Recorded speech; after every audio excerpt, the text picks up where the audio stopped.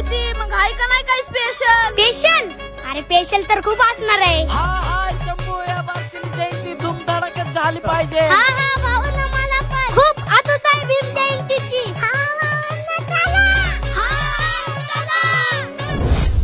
हे पोरांनो इकडे या, कुठे चाललाव? अगं आई, आम्ही बाबासाहेबांची जयंती करायला चाललोय.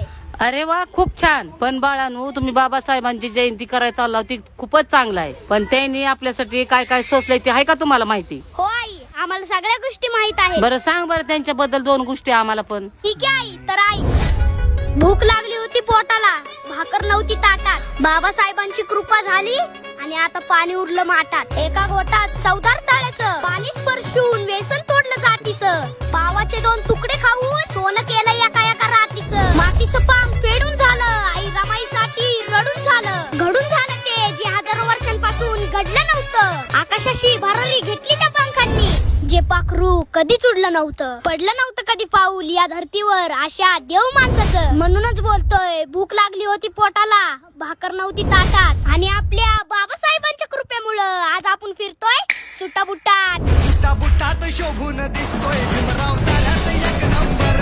सुटाबुटात शोभून दिसतोय भीमराव.